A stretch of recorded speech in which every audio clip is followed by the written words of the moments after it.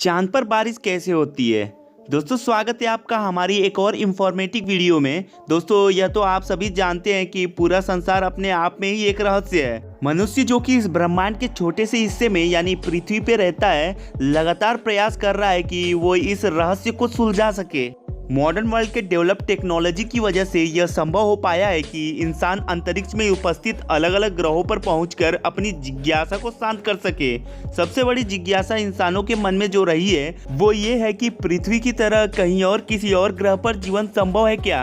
अब ये सवाल पिछले कई दशकों से सभी वैज्ञानिकों के लिए एक पहेली बना हुआ है। किसी का मानना है कि ऐसी जगह मौजूद है और किसी का मानना है कि ऐसी जगह पूरे ब्रह्मांड में सिर्फ एक ही है। इसके ऊपर बहुत सी रिसर्चेस भी हो रही हैं। जाहिर सी बात है कि पृथ्वी लाइफ को सपोर्ट इस वजह से करती है क्योंकि इस पर पानी, हवा में मौजूद ऑक्सीजन और ग्रेविटेशनल फोर्स जीवन के लिए एक अनुकूल परिस्थिति स्थापित करते हैं। लेकिन वैज्ञानिकों के शोध यह दर्शाती है कि पृथ्वी हमेशा से ऐसी नहीं थी और ना ही निर्माण के वक्त पृथ्वी जीवन को स्थापित करने के लिए अनुकूल पर्यावरण था।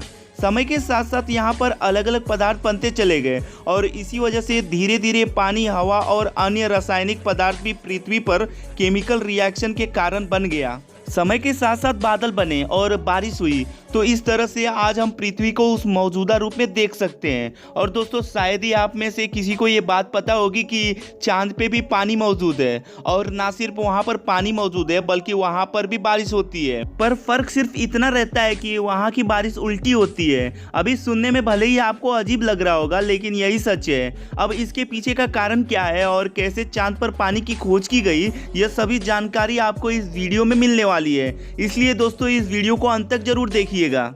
लेकिन अगर बात करें अन्य ग्रहों की तो सारे ही देशों में स्पेस एजेंसी इस बात के साक्ष्य ढूंढने की कोशिश कर रही है कि क्या कहीं अंतरिक्ष में कहीं और भी ऐसी अनुकूल स्थितियां मौजूद है जो कि जीवन की स्थापना में मदद कर सके। जब बात जीवन की स्थापना की है तो जाहिर सी बात है कि जगह भी वैसी होनी चाहिए जैसे पृथ्वी की स्पेस में पोजीशन है, क्योंकि कहीं ना कहीं यह पृथ्वी के पोजीशन की ही देन है कि वहां पर अनुकूल स्थितियां बन पाए हैं। इसी वजह से यह चर्चा पृथ्वी के नेचुरल सैटेलाइट यानी चंद्रमा पर शुरू हुई। सबसे पहले चंद्रमा पर अपना मिशन प्लान करने वाला स्पेस सेंटर नासा था। 1969 में नासा ने अपने इस प्लान को अंजाम दिया और इस मिशन का नाम अपोलो मिशन रखा। इस मिशन के तहत पूरी दुनिया में ऐसा पहली बार हुआ है कि इंसान को अंतरिक्ष में भेजा गया। हालांकि अपने आप में एक बड़ी कामयाबी थी, लेकिन इस दौरान मिशन पे भेजा गया एस्ट्रोनॉट ने कुछ खास जानकारी नहीं दी। 1969 से लेकर 1972 तक नासा ने ऐसी 5 घटनाओं को अंजाम दिया और यह सारे मिशन सक्सेसफुल भी हुए। लेकिन तब भी मिशन पर जाने वाले एस्ट्रोनॉट ने ऐसी कोई जानकारी नहीं दी जो कि चंद्रमा पर जीवन को स्थापित करने की मदद कर सके। फिर आया 22 अक्टूबर 2008 का वो महान दिन जब हमारे भारत में भी सतीश धवन स्पेस सेंटर से चंद्रयान-1 नाम के एक मिशन को अंजाम दिया। तब दुनिया की नज़रों में एक अंडर डेवलपमेंट माने जाने वाले देश भारत से कोई ऐसी उम्मीद नहीं करता था और इसी वजह से पूरी दुनिया की नज़र हमारी भारत के इसी मिशन पर टिकी हुई थी। यही नहीं, भारत द्वारा लॉन्च किया हुआ यह अंतरिक्ष यान ना सिर्फ सक्सेसफुली लॉन्च हुआ बल्कि चांद के सतह पर पहली ही कोशिश में सक्सेसफुली लैंड होकर इसने पूरी दुनिया के सामने भारत का नाम गर्व से ऊंचा कर दिया। ऐसा करने के साथ ही भारत दुनिया का चौथा ऐसा देश बन गया जिसमें चंद्रमा पर सक्सेसफुली लैंड किया हो। जब दुनिया भर में शोर था कि भारत चांद तक पहुंचने में कामयाब हो गया, तभी भारत ने दुनिया के सामने एक ऐसी बात रखी जिसने लोगों को न सिर्फ चौंका दिया बल्कि यह भी साबित कर दिया कि देर से ही सही लेकिन यह मिशन बाकी देशों के मिशन से काफी ज्यादा सफल हुआ है।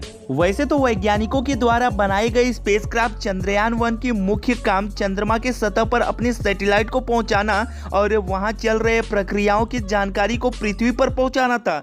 लेकिन वैज्ञानिकों ने चंद्रयान-1 के साथ एक और सब सैटेलाइट का इस्तेमाल किया था। इसका उद्देश्य यह था कि जब सैटेलाइट चंद्रमा के सतह पर टकराए तो उससे अंदाजा लग जाएगा कि अगली बार सतह पर अनुकूल लैंडिंग के लिए किस तरह से अप्रोच किया जाए। शायद वैज्ञानिकों ने यह सोचा भी नहीं होगा कि इस बात की जानकारी प्राप्त करने के लिए बनाई गई सैटेलाइट से उन्हें कुछ ऐसा पता चलेगा जो दुनिया भर के वैज्ञानिकों को हैरान कर देगा। जैसे ही ये सैटेलाइट चंद्रमा की सतह पर टकराया वैसे ही वैज्ञानिकों ने कुछ ऐसा देखा कि जो कि असल में दुनिया भर के साइंटिस्ट और एस्ट्रोनॉट देखना चाहते थे और इस खोज ने भारत को एक अलग ही स्तर पर पहुंचा दिया था, जो कि भारत में चंद्रमा की स्तर पर पानी की खोज कर ली थी। अब जाहिर सी बात है कि जो देश चंद्रमा पर अपने अंतरिक्ष यान भेज चुके हैं या यहाँ तक कि इंसानों को भेज चुके हैं, उन्हें ये बात क्यों पता नहीं चली? और अगर उन्हें पता नहीं चली तो भारत के पास ऐसी कौन सी टेक्नोलॉजी थी जिसकी मदद से हमारे देश ने इस बात का पता लगा लिया? इसी बात को ध्यान में रखते हुए नासा ने भारत की इस खोज को मानने से इनकार कर दिया था। उस दौर में असल में संभावना जब जाहिर कर रहे थे कि चांद की सतह पर पानी मौजूद हो सकता है, लेकिन पुख्ता सबूत न होने के कारण कोई भी इस बात को मानने को तैयार नहीं था।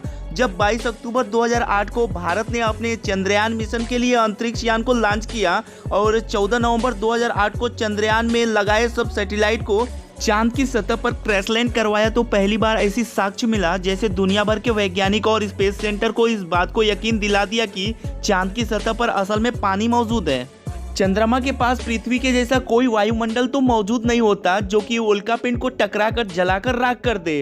वैसे ही जब पानी सतह पर आ जाता है तो चंद्रमा का ग्रेविटेशनल फोर्स इतना ताकतवर नहीं होता कि वो इस पानी के सतह पर रोक सके, जिसकी वजह से यह पानी सतह से अंतरिक्ष की ओर उड़ने लगता है। तो इसी वजह से वहाँ के वायुमंडल में पानी के मौजूद होने की संख्या पाए गए हैं। दिखने में यह फिनोमिना बिल्कुल ऐसा लगता है जैसे बारिश उल्टी हो रही हो, यानी सतह से आसमान की ओर, लेकिन असल में यह ग्रेविटेशनल फोर्स के कम होने के कारण होने वाली ऐसी प्रक्रिया है।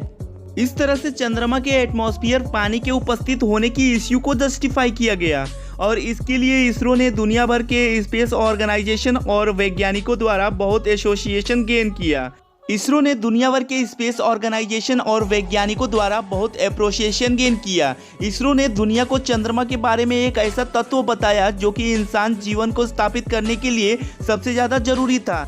इसके बाद से लगातार कई सारे देश इस रिसर्च को आगे कंटिन्यू करने के लिए अलग अलग योजनाएं बनाते रहते हैं, लेकिन इसरो ने यह खोज करके दुनिया भर में अपना लोहा मनवाया है। वैसे दोस्तों, क्या आपको लगता है कि हम इंसान कभी चांद पर जाकर सेटल हो पाएंगे? हमें कमेंट करके जरूर बताइएगा। उम्मीद है आपको हमारी आज की ये इंफॉर्मेटिव वीडियो पसंद आई होगी। अगर वीडियो अच्छी लगी हो तो इसे लाइक करें और सभी दोस्तों के साथ शेयर करें। साथ ही इसी तरह की वीडियोस रोज देखने के लिए हमारे इस चैनल को सब्सक्राइब भी कर लें। धन्यवाद।